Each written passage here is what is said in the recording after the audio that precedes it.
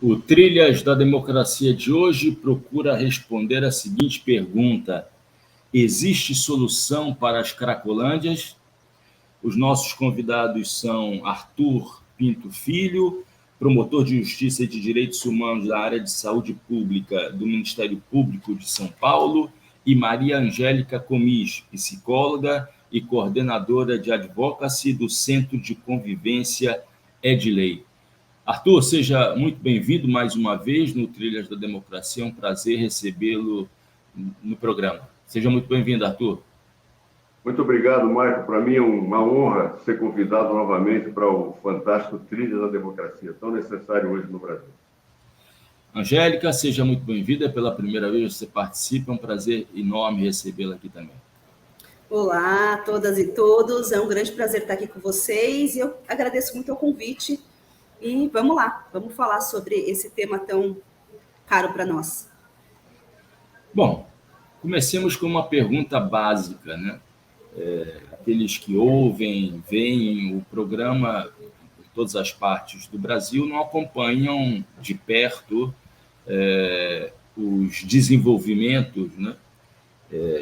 A evolução e principalmente as involuções no enfrentamento do problema da Cracolândia na cidade de São Paulo. Então, a pergunta elementar, básica, inicial é: qual é o cenário atual da Cracolândia na cidade de São Paulo? Angélica, por favor.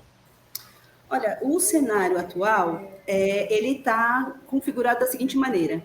Existia uma cena de uso muito grande, uma concentração de em torno de 1.000 pessoas, e que foi dispersada pelo Poder Executivo Municipal. Essa dispersão, ela veio com uma roupagem de facilitar a abordagem da saúde e da assistência social.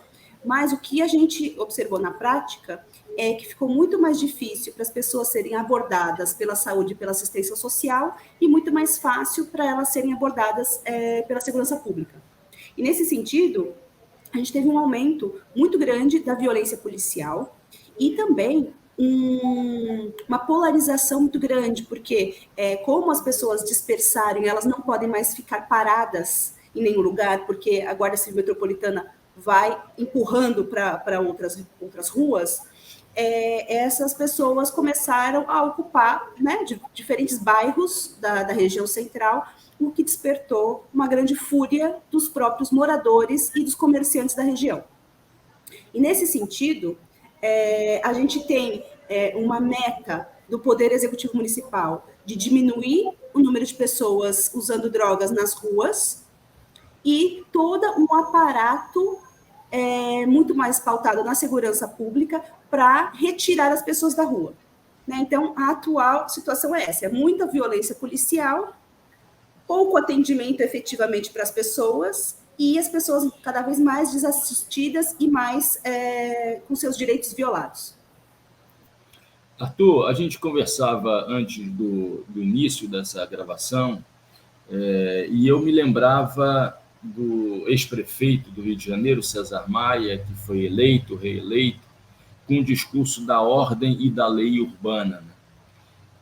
Você consegue perceber que esse discurso vem sendo utilizado e como instrumento de legitimação das práticas que a Angélica acaba de fazer referência, do enfrentamento da questão da Cracolândia apenas no âmbito da segurança, ou seja, como caso de polícia?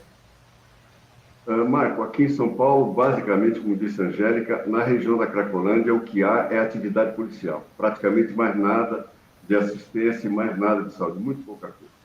Veja, a Cracolândia aqui em São Paulo, são várias Cracolândias em São Paulo, mas a maior Cracolândia fica no centro da cidade, no centro histórico. E ela existe há 30 anos. 30 anos. Então, já se tentou várias políticas públicas ali, umas deram certo, outras não. E hoje, eu acho que nós estamos no pior momento da região central. Como disse a Angélica, o prefeito de São Paulo, através da Guarda Civil Metropolitana, espancou as pessoas e elas se espalharam pela região central. Então, diz o prefeito, não, nós espalhamos porque facilita a abordagem da assistência social. Mentira. Nós ouvimos 3 altos dirigentes da assistência social aqui em São Paulo E eles falaram que isso não ajuda, ao contrário, atrapalha. E é óbvio que atrapalha. Veja, o centro de São Paulo, que é imenso, tem pouquíssimas pessoas trabalhando na assistência social. Salvo engano, 50. Trabalham de segunda a sexta, das 7 às 10 da noite. Então, no período noturno, da madrugada, não tem ninguém. Sábado e domingo não tem ninguém. E é exatamente os momentos mais dramáticos da região, onde tem mais concentração de pessoas, onde os problemas aparecem de forma mais agudizada. Além de serem poucos os trabalhadores da área da assistência, e por que é importante, Marco, a assistência está ali? Porque a assistência ela tem que fazer a relação de confiança entre o poder público e o usuário abusivo. Se essa relação de confiança não existe, não há relação entre o poder público e o usuário. Pois bem, esses moços que trabalham ali, eles ganham por mês R$ 1.800 brutos. O que acontece com isso? Ali é um lugar difícil de trabalhar, evidentemente. A pessoa começa a trabalhar na região central, ganhando R$ 1.800, quando ela vê o tamanho da encrenca, ela pede demissão e vai para outro emprego. Então, isso foi dito pelos profissionais da Secretaria de Assistência Social. Então, há um rodízio da assistência social. E com esse rodízio, não é possível fazer essa relação de confiança. Sem essa relação de confiança, nós estamos no mundo da selvageria, porque não há mais relação nenhuma entre o Estado e o usuário abusivo de drogas. Esse é o primeiro problema. Então, não havendo essa relação de confiança, o que há é uma ação policial cada vez mais violenta, basicamente da Guarda Civil Metropolitana. Que tange as pessoas de um lugar para outro, e isso gera o que na cidade? Gera um conflito permanente entre usuário, trabalhador, morador, comerciante. Os quatro são vítimas. Quem é o algoz? O algoz é a prefeitura, que fez esse tipo de ação, gerou um caos no centro da cidade de São Paulo, um caos completo, e age como se tudo estivesse muito bem. Veja, o prefeito tem 40 bilhões em caixa da prefeitura. 40 bilhões. É muito dinheiro. O que ele faz com isso? Por que não age corretamente para tratar as pessoas da região central com trabalho, moradia e comida? Não faz isso. Acha muito mais fácil, como você falou, entrar com uma conversa fiada de lei e ordem, que engana certa parcela da população, descendo a borracha daquelas pessoas. Isso está sendo feito, Marco, há 30 anos, com interregnos de violência, e a questão não se resolve. Se você tivesse violência para resolver Cracolândias, o mundo não tinha problema nenhum de drogadição, de uso aberto de drogas. Né? Aqui, se imagina que da pancada se resolve tudo. Angélica, pelas respostas iniciais de vocês, vem à tona a existência de dois modelos, né? Eu imagino que seja mais complexa, né, essa tipologia, mas eu vou procurar reduzir aqui a duas linhas gerais, dois modelos gerais de enfrentamento das Cracolândias, de enfrentamento dos problemas decorrentes da Cracolândia, né? Uma primeira, a estratégia de redução de danos e o tratamento adequado da questão, como nos quadros da política de saúde, né? E, de outro lado, o tratamento apenas como elemento da ordem, da segurança pública, ou seja, como caso de polícia, aliado à proposta de internamento compulsório. Eu queria que você dissesse aos nossos ouvintes, aos nossos espectadores, como é que realmente se estruturam, né? Quais são os pilares desses dois modelos de enfrentamento dos problemas da Cracolândia. Por favor, Angélica. Olha, eu acho que para iniciar e contextualizar, é preciso dizer que a gente vive em um país extremamente moralista, né? E estando num país extremamente moralista, racista, é muito difícil das pessoas entenderem que as pessoas usam drogas, sem julgá-las, né? A gente tem pessoas que usam drogas o tempo todo e nos finais de semana ou no happy hour e está tudo bem. Agora, o grande problema são as pessoas que estão em situação de rua fazendo uso ali problemático.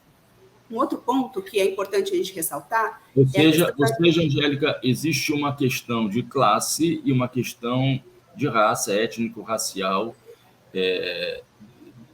atravessando a questão do uso da droga e das cracolândias, né? Sim, até porque a gente percebe que a desigualdade social ela é um outro fator que coloca as pessoas em mais situações de vulnerabilidade. E é quase que de fácil entendimento que uma pessoa que esteja em situação de rua utilize substâncias, porque viver em situação de rua é muito difícil. Então, acho que esse é o pano de fundo, né, para a gente contextualizar. Agora, a gente vive uma disputa ideológica em relação ao modelo ideal. Pela nossa lei federal de drogas, ainda é crime usar drogas, mas é um crime que não tem privação de liberdade.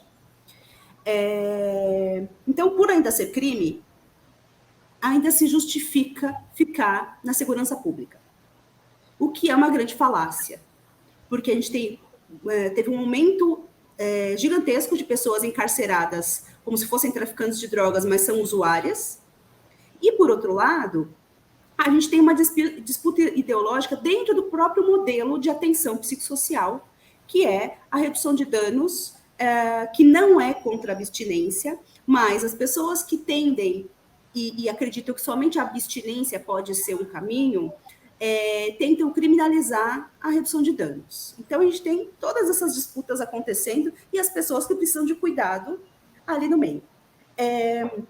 Então, os modelos de intervenção mais adequados são aqueles que vão construir com o usuário, a partir do vínculo, né, dos trabalhadores com os usuários e usuárias, qual é o melhor caminho, a partir da demanda do indivíduo. Não tem um modelo pronto, né? Não tem uma receita. O que tem é uma construção, que é fundamental, é uma construção de vínculo que seja baseada no direito do indivíduo até de fazer o uso de substâncias. Enquanto a gente não tiver uma diminuição de desigualdade social, tirar da segurança pública a questão da política de drogas, vai ficar muito difícil da gente conseguir realmente avançar na prevenção e no tratamento das pessoas que fazem uso de substâncias. E a lógica da redução de danos é uma lógica que tem como prioridade o direito do indivíduo, então, e do cuidado em liberdade. Então, a partir desses direitos sendo garantidos, a gente consegue fazer um cuidado mais adequado.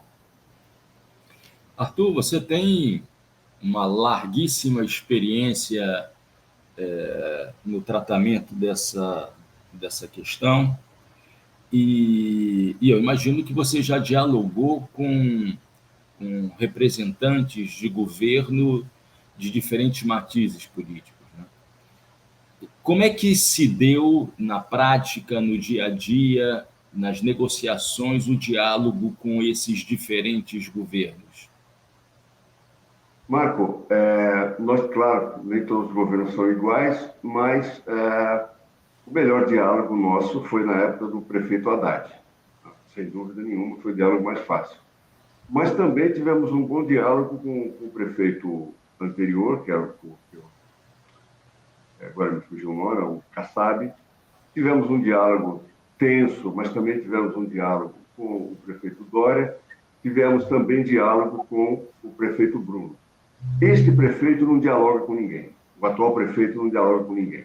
Com ninguém. Não houve ninguém, imagina que sabe tudo e está promovendo uma série de equívocos por aqui. Mas eu queria lembrar, complementando o que a Angélica falou, que essa questão das guerras às drogas, que começou com os americanos, com o Richard Nixon, ela chegou no Brasil somente em 76. Até 76, a questão das drogas era uma questão tida do direito penal, cuja pena era muito leve. Não era uma questão, não havia uma guerra às drogas. Em 76, houve a primeira lei que começou a dizer que, olha, traficante tem que ser preso não sei quantos anos e usuário também tem que ser preso. Eu como promotor, eu vi vários usuários presos, ao visitar a cadeia, ver vários usuários presos por uso de droga. De 76 a 2006, os usuários eram presos por uso de droga. De 2006 para cá, não. Como disse a Angélica, continua sendo crime, mas não há mais pena de prisão. Mas, ao continuar sendo crime, Marcos, gera situações assim. Veja, Na época do prefeito Haddad, uma série de usuários o procuraram e fizeram uma proposta que nos pareceu óbvia e ótima. Qual era a proposta? A proposta era a seguinte: havia um terreno de frente do lugar em que eles ficavam, na rua, e eles fizeram a seguinte proposta: prefeito, o senhor cerca aquele terreno, coloca sombrite, coloca uns bancos, e nós usamos dentro daquele terreno. Diziam eles: é constrangedor a gente usar na rua. Passa criança, passa senhora, passa senhora. É muito desagradável. Muito bem. O prefeito nos chamou e disse qual era a proposta. E nós falamos: olha, nós não somos área criminal, não podemos falar nada nessa área, vamos ouvir os colégios do crime. E os colégios do crime falaram: infelizmente não, porque sala de uso é proibida no Brasil. Se tiver sala de uso, a gente tem que ir lá e prender todo mundo. Então, veja, a legislação atrapalha, né? Esse prefeito falou: não podemos admitir uso, cena de uso aberta. Né? Mas por que tem cena de uso aberta? Por duas razões. Primeiro, as pessoas não têm casa. Porque se você ficar um pouquinho ali na região, você vê um monte de gente comprando a droga e indo usar em casa. Claro, cocaína, maconha, usa em casa. As pessoas usam na rua porque não têm casa. Segundo, além de não ter casa, as pessoas não podem ter cena de uso, não podem ter sala de uso em São Paulo e no Brasil inteiro. Então, nós estamos numa situação, Marco, que a legislação ela precisa ser alterada. Né? Quem sabe agora, com a alteração do modelo dos Irmãos do Norte, que estão mudando a questão da guerra às drogas no seu país, quem sabe esses ecos chegam aqui no nosso país. Angélica, a partir do que Arthur acaba de falar, né? A justificativa das autoridades governamentais de São Paulo para ação policial é de que as incursões na Cracolândia são direcionadas, são seletivas a fim de capturar os traficantes. É possível fazer essa diferenciação entre quem é o traficante, quem é o usuário na Cracolândia, ou, na verdade, isso serve como um discurso, uma clara ideologia legitimadora da ação policial, né? Quer dizer, a opinião pública, a população não vai se opor, né, a que a polícia haja para prender traficantes. Isso seria uma ideologia voltada para encobrir a realidade, que é distinta dessa? Olha, de fato, essa necessidade de prender pessoas e de mostrar serviço, ela acontece. As pessoas que estão na Cracolândia não são traficantes, são usuários e usuárias. Vai ter ali um pequeno varejista, mas não é na Cracolândia que tem as pessoas que ganham dinheiro com isso, que corrompem polícia, que corrompem políticos. Essas pessoas não estão lá, entendeu? Então, assim, é uma grande narrativa criada para dizer que está fazendo alguma coisa em prol da sociedade. E a gente percebe que, assim, quando a gente vai falar de política de drogas internacional, muitos países partem muito mais de uma questão pragmática do que uma questão moralista ideológica. Por quê? Por exemplo, a Suíça. A Suíça foi o primeiro país a implementar uma sala de uso de drogas em 1987. E não foi porque eles são extremamente progressistas, foi porque o custo que havia com as pessoas que estavam ali em situação de overdose geravam para o sistema de saúde, que eles resolveram prevenir overdoses e mortes abrindo uma sala de uso. E também diminuir a quantidade de pessoas usando drogas nas ruas. Então, ao longo da história, a gente teve a implementação de salas de consumo seguro de drogas no mundo. Hoje a gente tem 98 salas de uso, sendo que a última foi aberta em 2021 em Nova York. E é interessante, como o doutor Arthur falou, né? A legislação não permite. Em nenhum país a legislação permitia a implementação de salas de uso. Todas elas foram implementadas como projeto piloto. A partir disso, foram avaliadas, e a partir da avaliação é que algumas delas se tornaram políticas públicas, outras ainda continuam funcionando porque tiveram bons resultados, mas ainda não estão como políticas públicas. Então, é muito interessante a gente observar que, por exemplo, o país... não me lembro se é Malta ou Balcão, que eles criaram uma zona de tolerância. Então, é uma região em que as pessoas podem fazer o uso de substâncias. Mas tudo isso é acordado com todos os atores, com a polícia, com os moradores. Aqui, o poder público não conversa com ninguém. Não conversa com a sociedade civil, não conversa com os conselhos municipais, não conversa com o Conselho Estadual de Política de Drogas, e vão tomando as decisões e que não são baseadas na realidade, porque eles não conversam nem com as pessoas que estão ali fazendo esse uso de substâncias. Então, fica muito difícil, né, a gente construir algo que não seja só policialesco se o poder público não conversa com os atores envolvidos. Outras experiências, né, que a gente tem visto aí, internacionais, tem a ver, por exemplo, com espaços de uso de drogas, mas que são integrados aos centros de convivência. Porque, de fato, a gente não precisa de uma salinha com cara de hospital para a pessoa ir usar crack. A gente precisa de lugares que as pessoas possam passar o dia fazendo coisas. Porque o uso de substância é só uma parte do que ela pode fazer por dia. É só um momento, né? Mas se a gente tem centros de convivência que a pessoa possa tomar banho, que ela possa fazer pequenas refeições, possa participar de oficinas, de diferentes atividades, é óbvio que o consumo vai ficar restrito a uma pequena porcentagem do dia. Foi o que a gente descobriu quando a gente teve o programa de Braços Abertos no Brasil, aqui em São Paulo.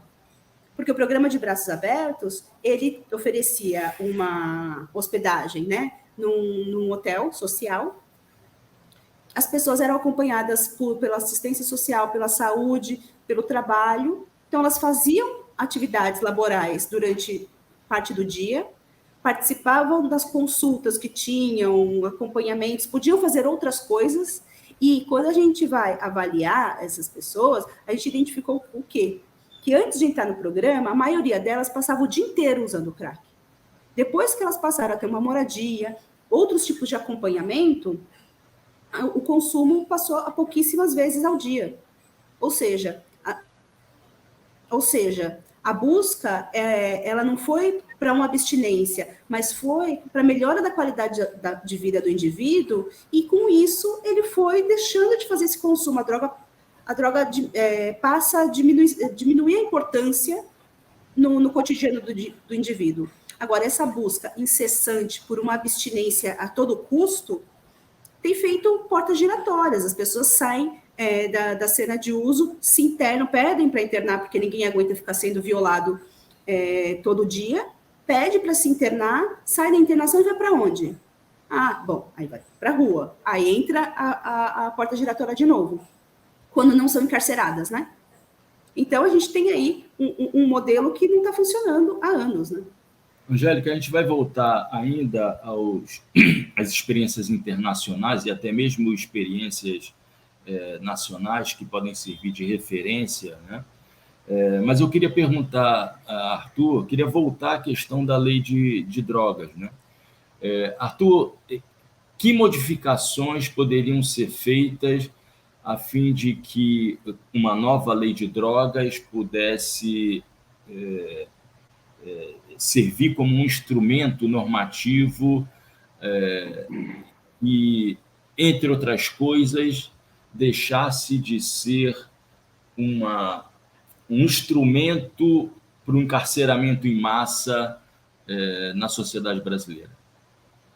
Marco, eu acho, nesse contexto do Brasil, com esse parlamento, acho muito difícil passar alguma norma nesse sentido, inclusive para dizer que o uso não é mais crime. Acho muito difícil. Mas tem uma ação em trâmite do Supremo Tribunal Federal, já com 2 votos, que melhoraria muito a situação. Veja, a lei atual, ela não define o que é usuário e o que é traficante.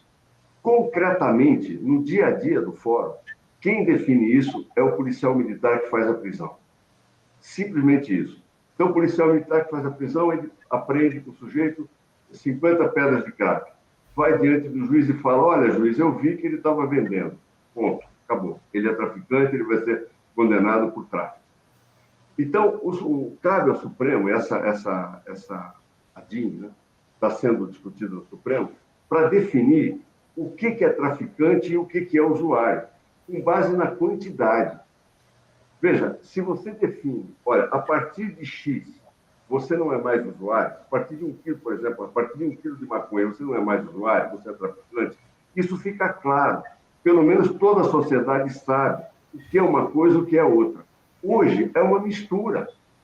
Hoje ninguém sabe quem é quem, depende do policial. E o juiz, para a maioria absoluta dos juízes, a palavra do policial é absolutamente fundamental. Falou, está falado, é traficante. Veja, Marco, na questão da prisão de traficantes, o que há aqui é uma espetacularização da prisão. A prisão é feita para que as TVs mostrem a polícia entrando lá, fazendo aquele espalhamento, aquela prisão. Então, nós tivemos uma vez à noite na região, e uma senhora fez a seguinte pergunta, eu reproduzo. Ela perguntou o seguinte, olha, escuta aqui, você acha que nessa miséria aqui da Cracolândia vai ter algum grande traficante? É evidente que não. Então, o que eles aprendem e prendem ali? É o pequeno traficante, com pouquíssima quantidade de droga. Mesmo nas grandes operações, por exemplo, em 2016, se eu não me engano, a Operação Dória-Alckmin, eles colocaram 900 policiais civis, cercaram a região, entraram e prenderam 3 ou 4 traficantes. A apreensão de droga foi ridícula. Não tinha droga nenhuma ali, não aprenderam coisa nenhuma.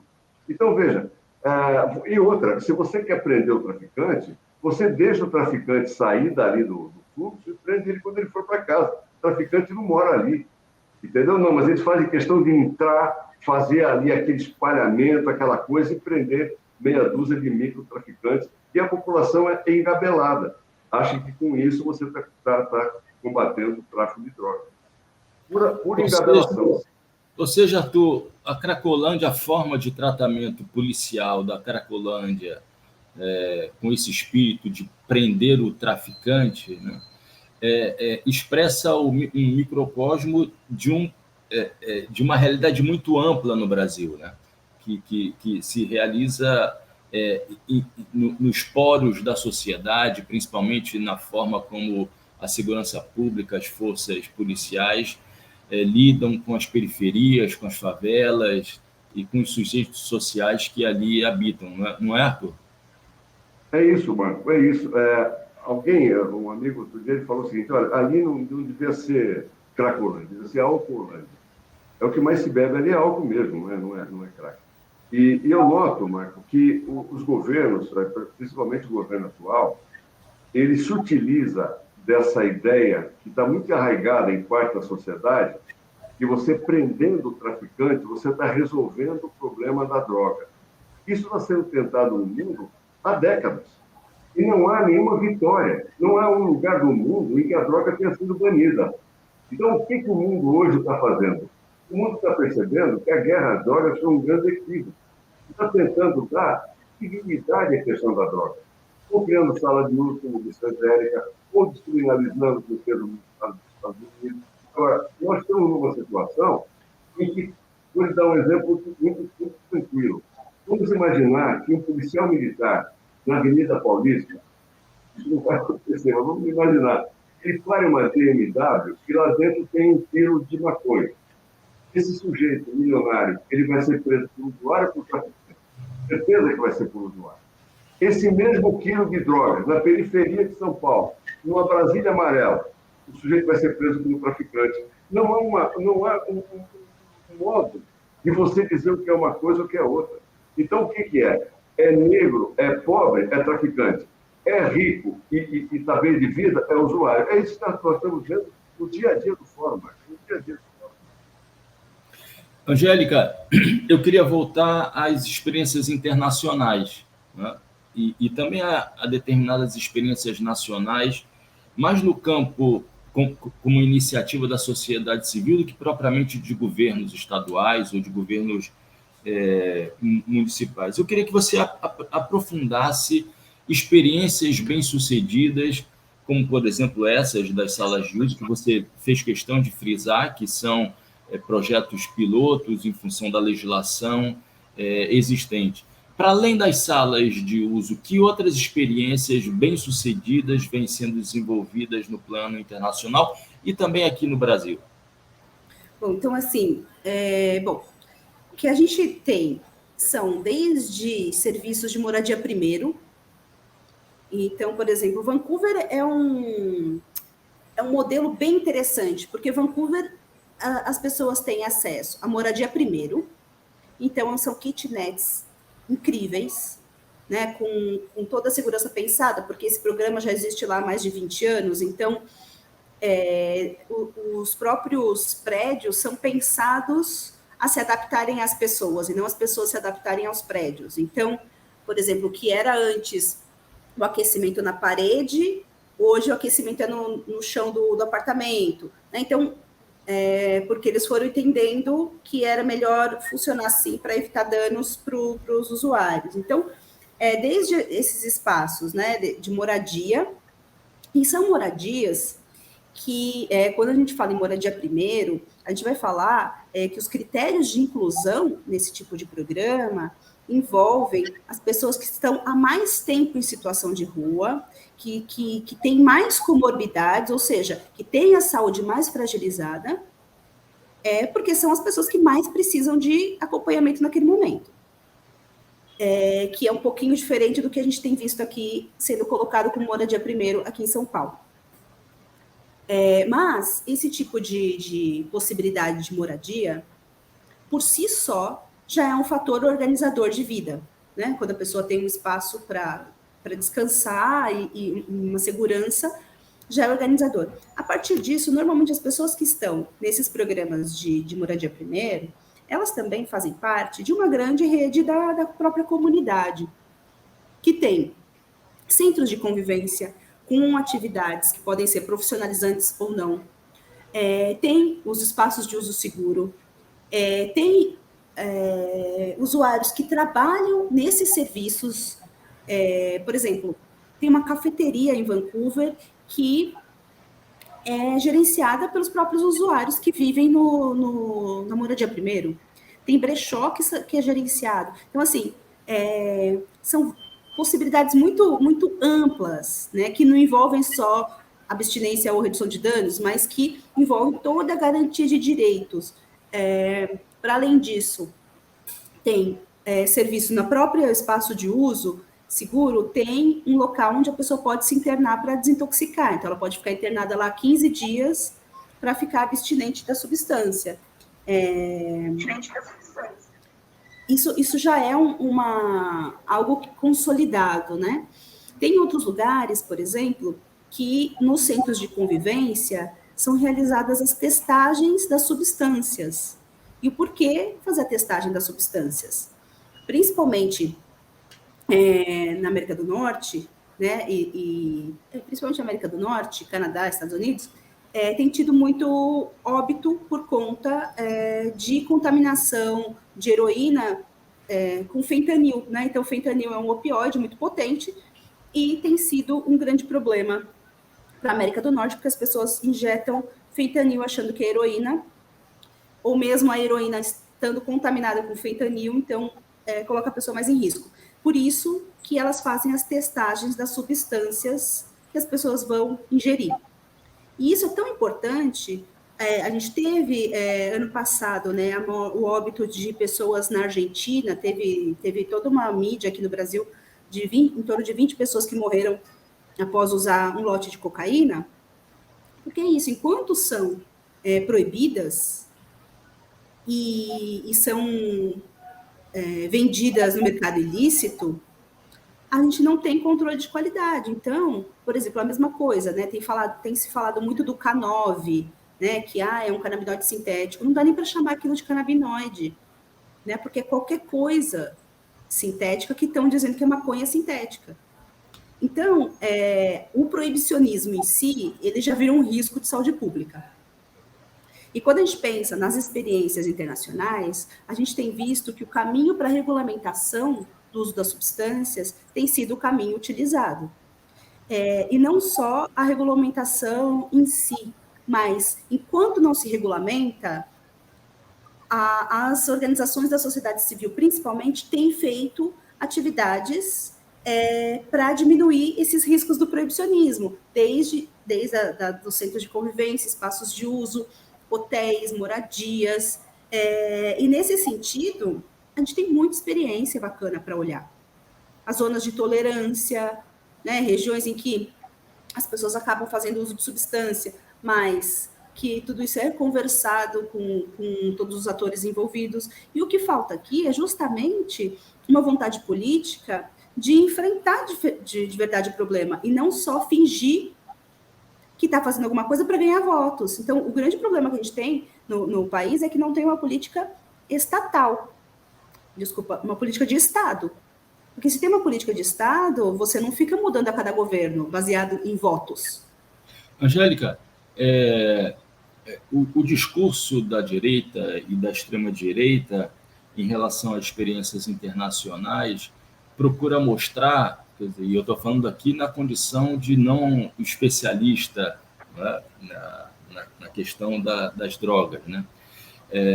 Mas o que, principalmente políticos, né, parlamentares de extrema-direita procuram dizer é que os avanços na legislação de drogas no Uruguai e também na Holanda, né, resultaram em experiências mal-sucedidas, que os próprios uruguaios, os próprios holandeses perceberam que era necessário dar um passo atrás em relação aos avanços que foram implementados nesse país. O que existe de verdadeiro e o que existe de fake news nessas afirmações da extrema-direita? Bom, acho que você ia terminar a sua pergunta? Sim. Pode terminar, então. Não, terminei. Tá. Bom, acho que o primeiro ponto é que não existe uma regulamentação perfeita para todos os países. Mas o que teve, por exemplo, na Holanda? Na Holanda, é regulamentada a venda no coffee shop. Ponto. Agora, o cultivo, como essa substância chega até o coffee shop, não foi regulamentado. Por isso que ainda existe mercado ilícito. Então, esse é um problema, né? Eles foram um dos primeiros países a regulamentar a venda, mas não regulamentaram as formas de cultivo. Então, por muito, os donos dos coffee shops ainda têm que comprar do mercado ilícito, né? Então, não foi uma regulamentação muito bem adequada. Porém, a regulamentação da venda nos coffee shops é muito bacana, por quê?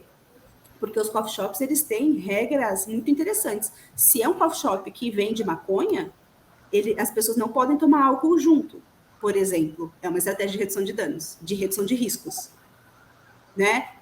Então, assim, por mais que seja uma regulamentação ali que existe algumas críticas, porque ela poderia ter sido mais bem elaborada, foi o primeiro passo.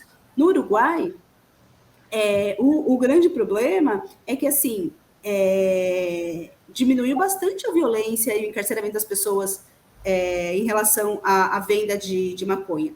Só que o poder público lá, eles regulamentaram, porém, a porcentagem de THC, que é o canabinoide que causa o efeito, né, o euforizante, que pode ser vendido nas farmácias, é muito baixa a porcentagem. Então, muitas das pessoas que fazem uso adulto compram do mercado ilícito com maior dosagem de THC. Então, quando a gente pensa numa regulamentação, a gente vai ter que pensar em todos esses aspectos, né? Não é que deu errado, é que são muitos aspectos que têm que ser levados em conta. Mas posso complementar, se o amigo me permite? Usando o que a Angélica falou, na questão da sala de uso, que a realidade vai se impondo, veja o que está acontecendo no Brasil de forma bastante reiterada. Várias pessoas estão conseguindo habeas corpus no Brasil, em vários estados, para que elas possam plantar maconha na sua casa. Não grande quantidade de maconha, mas alguns pés de maconha. Para quê? Para que elas possam usar a droga para combater alguns males de saúde que elas têm. Ansiedade, dores, convulsões. Então, você vê que o avançar da medicina, hoje o canabidiol está sendo utilizado por muita gente como medicamento, e, além disso, HCs, habeas corpus, para que a pessoa possa plantar em casa para tratamento pessoal. Então, veja como as coisas vão evoluindo até chegar num ponto que a realidade vai se impor de tal maneira que esse discurso de lei e ordem não vai mais pegar. Há pouco tempo, Arthur, eu entrevistei o Siddhartha Ribeiro no programa e a gente falou, num determinado momento, sobre a psicoterapia assistida por psicodélicos, né? Ou seja, um outro mal causado pela guerra às drogas, né? Quer dizer, a interrupção das pesquisas feitas com substâncias psicodélicas para tratamento de depressão e outros males emocionais. Arthur, eu queria te fazer uma pergunta. Você, eu imagino, dialoga também com moradores da região, ou pelo menos ouve, né, a fala, né, de moradores das regiões do centro da cidade de São Paulo. E eu gostaria de compartilhar contigo o que vem acontecendo aqui no Recife, né? E muito em função também do que a Angélica falou agora há pouco, né? Existe centros POP, né, que são centros especializados de atendimento de população em situação de rua. E a população de um bairro da zona sul do Recife, chamado Setúbal, que foi também o cenário do famoso filme do Kleber Mendonça Filho, cineasta pernambucano, O Som ao Redor, né? Existe uma resistência muito forte de moradores, né, organizados, né, do bairro de Setúbal, contra a instalação do Centro Pop numa região do bairro de Setúbal, né? Como é que a população... Eu acho que você já tocou nesse assunto, né? Mas como é que a população do centro de São Paulo se posiciona, se manifesta contra, por um lado, a redução espacial geográfica da Cracolândia, e ao espalhamento da Cracolândia em várias mini Cracolândias por várias regiões do centro de São Paulo? A população tem consciência de que essa intervenção meramente policial, ela, ao invés de causar um benefício, causa um malefício à medida que cria várias mini Cracolândias no território central de São Paulo? Marco, a população é um pouco dividida aqui no centro. Nós temos gente bacana que entende a complexidade do problema e temos uma outra parte da população que acha que com prisão resolve tudo. Mas eu acho que houve uma situação aqui, provavelmente no ano passado, no final do ano passado, de uma articulação muito clara entre o ex-delegado seccional do centro e a prefeitura, no sentido de manipular os moradores do centro. Eles faziam reuniões ali na delegacia da região central, chamavam os moradores e falavam coisas absurdas. E jogavam claramente, explicitamente, os moradores contra os usuários. E nesse momento que eles falavam isso, e faziam reuniões com a população, ali foi realmente um momento de altíssima tensão. Porque, ao invés da questão ser resolvida, ser solucionada, ser encaminhada, se fazia um discurso de luta entre usuários e moradores. Então, esse foi muito agudizado. Atualmente, a Polícia Civil não tem feito mais esse papel. Há que se reconhecer isso. Não tem feito mais essa articulação, jogando moradores contra a população. Mas o fato concreto é que, ao se espalhar a Cracolândia por várias regiões aqui do centro, a situação ficou tensa, mesmo porque à noite, que é o pior momento, não tem assistência social. Então, à noite, em alguns lugares, o morador tem dificuldade para dormir, a família tem dificuldade para sair de casa, Essa é uma realidade concreta. Então, o que a população quer é uma solução, é uma resolução, que não está sendo dada. Veja, o espalhamento da Cracolândia se deu em março do ano passado. Há um ano, portanto, há mais de ano. E não há nada que aponte para a resolução do problema. Então, há um ano, o centro de São Paulo está absolutamente conflagrado. Eu, sinceramente, não sei como ainda não aconteceram tragédias. Porque, veja, o que sai na imprensa? Houve um assalto numa padaria, os usuários invadiram a padaria, mas ninguém nota o que aconteceu antes. A violência que eles sofrem todo o tempo da Polícia Militar. E não é só violência física. Marco, há um tempo atrás, no centro, havia locais em que se dava o mínimo de atendimento a essas pessoas. Haviam tendas, haviam locais para a pessoa tomar banho, trocar de roupa, assistir uma televisão, sentar, descansar, conversar. O que fez a prefeitura? Fechou todos esses lugares. Não tem nem água para tomar. Não tem banheiro. Aí fala, mas o centro está cheirando mal. Está cheirando mal porque não tem banheiro. As pessoas são humanas, elas precisam fazer suas necessidades físicas. Se não tem banheiro, vão fazer onde? Então, veja, não tem banheiro nem nada. Não tem água, não tem banheiro, não tem coisa alguma. Se você trata as pessoas como animais, você quer que elas ajam como gentlemen? Isso não existe. Então, essa região da cidade, ela está numa situação de tal conflito que pode acontecer uma tragédia de larga escala. E, com toda a franqueza, às vezes, me passa pela cabeça que essa é uma ideia desejada por certas pessoas.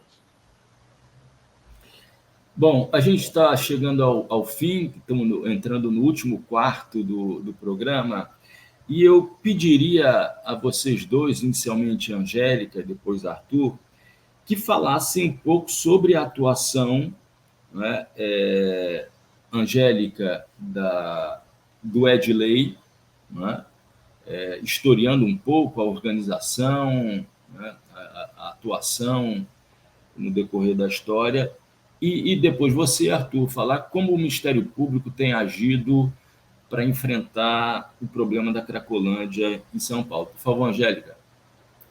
Acho que eu vou pegar até uma carona numa fala que o doutor Arthur fez, mas assim, o Edley, ele é o primeiro centro de convivência do Brasil para pessoas que usam drogas, né? Ele teve início de atividades em 1998, sempre numa lógica da prevenção das infecções sexualmente transmissíveis, muito pautado nessa questão, né, do uso de drogas injetáveis, que acontecia ali na década de 90 e início dos anos 2000.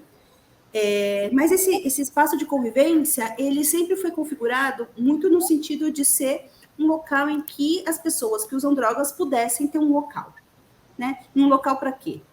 Para trocar informação, para discutir sobre as questões de promoção à saúde, para falar sobre os seus direitos. E nessa história, né, do Edley, a gente sempre teve grupos de mulheridades, né, de mulheres e dissidências, porque a gente tem atendido ao longo dos anos, né, pessoas trans, homens trans, mulheres trans, e inclusive são pessoas que estão ainda mais em vulnerabilidade do que muitas pessoas que estão na Cracolândia, e quando são trans, né, essa vulnerabilidade ela se exacerba. Então, a gente tem grupo de mulheridades, a gente atua na área de pesquisa e formação, né? Então, a gente tem cursos de formação e redução de danos. A gente desenvolveu uma pesquisa agora no final do ano passado, justamente sobre a violência policial, né, que traz um dado muito interessante, que não é só o usuário. Então, só da pessoa viver na região da Cracolândia, ela já é criminalizada, né? E já leva esculacho da guarda ou da PM, justamente porque vive num território que é criminalizado. Nós fizemos uma pesquisa em 2021 de acesso à água, e o que a gente identificou é que na região central de São Paulo são 500 pessoas para um banheiro público. Então, assim, as pessoas não têm acesso. Isso porque a pesquisa foi feita na época que tinha os banheiros emergenciais aqui, que foram fechados agora, né? Também. Então, a gente vem trabalhando nessa lógica, né, de ter um espaço de convivência, de fazer um trabalho de campo, que é ir nas cenas de uso, estar com as pessoas, incentivar, né, e encaminhar para o serviço de atenção psicossocial, para além da distribuição de insumos, como preservativos, piteiras, ou mesmo álcool em gel, né? Então, a gente vem trabalhando numa lógica da redução de danos e sempre pautada em trazer dados, evidências científicas, garantir a participação social dos usuários e usuárias e fazer incidência política para que as nossas práticas se tornem políticas públicas. Acho que é um pouco do nosso resuminho aí de 98 para cá. Arthur? Marco, eu vou dar um rápido histórico do que aconteceu aqui na Cracolândia, para você ter uma ideia do que se fez de loucura e de coisa absurda aqui na região. Nós acompanhamos a Cracolândia desde 2012. Por quê? 2012, em janeiro de 2012, se imaginou o governo do Estado e a prefeitura da ocasião, mas basicamente o governo do Estado, que você causando àquela população dor e sofrimento, eles iam buscar tratamento, iam ficar curados. Essa era a lógica. Então, o que fizeram? Colocar em janeiro a polícia militar na região, de uma forma absolutamente violenta, com cachorro, com cavalo, com moto, com pancada, com tiro, com bala, com diabo. Aconteceram barbaridades no centro. E nós ouvimos, na época, o coordenador da saúde mental do Estado, cujo nome é Laco. E ele disse, olha, a nossa estratégia é criar dor e sofrimento para as pessoas se tratarem. E aí, à noite, a polícia militar chegava, ligava o giroflex e fazia aquelas pessoas andarem pela região central até praticamente desfalecerem. E a população deu o nome de procissão do crack. Era uma coisa tenebrosa. O que as pessoas fizeram? Qualquer um de nós faria. Olha, se você está apanhando, sendo tratado como animal no meio da rua, qualquer porta que abre para você, você entra. Qual foi a porta que o governo do Estado abriu? A porta das comunidades terapêuticas. Então, o que as pessoas faziam? Iam até o Cratóide, iam para a comunidade terapêutica, ficavam lá 15, 20 dias, saíam, voltavam para a Cracolândia, continuavam a apanhar, voltavam para a comunidade terapêutica, até que a gente entrou com uma ação para barrar a violência policial e o juiz, felizmente, deu a liminar e a violência policial foi barrada. Então, foi um gasto público maluco com resultado zero. A Cracolândia ficou exatamente como estava. Foi muito bem. As coisas vieram andando, teve o Interregno do Braços Abertos, que foi um bom momento da região, e tem uma experiência muito interessante, várias experiências interessantes, mas uma é que dali partiu tudo. O prefeito de São Paulo, na época, Haddad, ele montou um grupo de trabalho formado por Ministério Público, Defensoria, Judiciário, Edilei, outras ONGs, psiquiatras, psicólogos, e discutia, inclusive com representantes dos usuários, discutia o que se fazia naquela região. Então, tudo era discutido. Inclusive, o prefeito perdia a posição. Foi muito bem. Ali foi um momento que talvez a Angélica possa depois esmiuçar melhor. Saiu o prefeito Haddad, entrou o prefeito Dória. Alguns meses depois do prefeito estar em exercício, ele e o governo do Estado fizeram uma ação terrível na região. 900 policiais civis invadiram a região uma madrugada com tiro, com bomba, para prender usuário, prender traficante, prenderam praticamente ninguém, praticamente não aprenderam nada, mas virou ali uma situação caótica também, porque as pessoas começaram a ser muito violentadas. Nós entramos em contato com o prefeito, junto com o Edilei e outras entidades, conversamos e tentamos minorar a situação, mas a coisa chegou a um ponto que o prefeito determinou, veja bem, determinou a internação compulsória de todas as pessoas que estivessem andando no centro e fossem tidas como usuário. Então, na ideia do prefeito, está escrito, a ideia do prefeito era a seguinte: os policiais andavam na rua, na região central. Se eles percebessem que alguém era usuário de drogas, pegavam essa pessoa, levavam até uma barraquinha que estava lá o psicólogo fazia o laudo e a pessoa era internada compulsoriamente. Seria uma caça no centro de São Paulo. Também conseguimos obstar isso judicialmente, o prefeito perdeu e isso não se consumou, mas quase se consumou. Nós conseguimos obstar no dia que isso ia consumar. Dali para frente, Marco, foram várias políticas equivocadas. Por quê? Primeiro, dali para frente, quem está no posto de comando é a polícia. Uma hora a Polícia Militar, outra hora a Polícia Civil, outra hora a Guarda Civil Metropolitana. Se há alguma lição nesses 11 anos que nós tivemos aqui de experiência na região, significa o seguinte: sempre que a polícia está no posto de comando da situação, vai dar errado. Ali não é um local em que a polícia possa estar no posto de comando. Ela tem que ficar na retaguarda, ser acionada em situações muito peculiares, e acionada por quem? Pela assistência social ou pela saúde. Só. O que funciona nesses 10 anos? Funciona ações de assistência social 24 horas por dia, 7 dias por semana. Saúde, 24 horas por dia, 7 dias por semana. Locais adequados para essas pessoas ficarem, ser tratadas como seres humanos. E aí, com essa relação de assistência para as pessoas, você consegue encaminhar o problema de forma adequada. Do jeito que está hoje, é o pior dos mundos. Você não tem assistência social, você não tem saúde, você não tem nada, você tem pancada da polícia. Então, nós estamos articulando uma ampla frente com a Defensoria, com a Edilei, com o Muda, enfim, para tentar barrar essa violência policial e esses equívocos que estão sendo feitos no centro de São Paulo.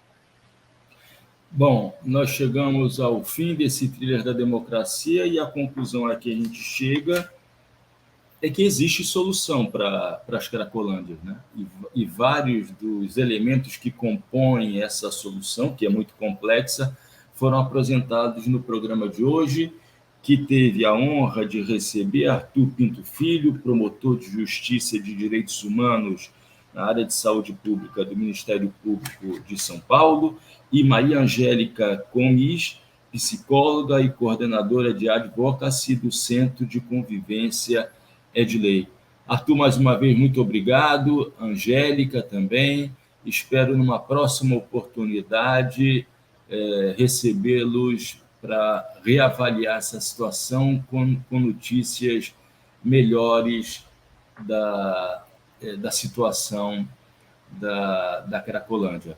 O Thriller da Democracia fica por aqui, continua na próxima semana com uma série especial sobre racismo institucional.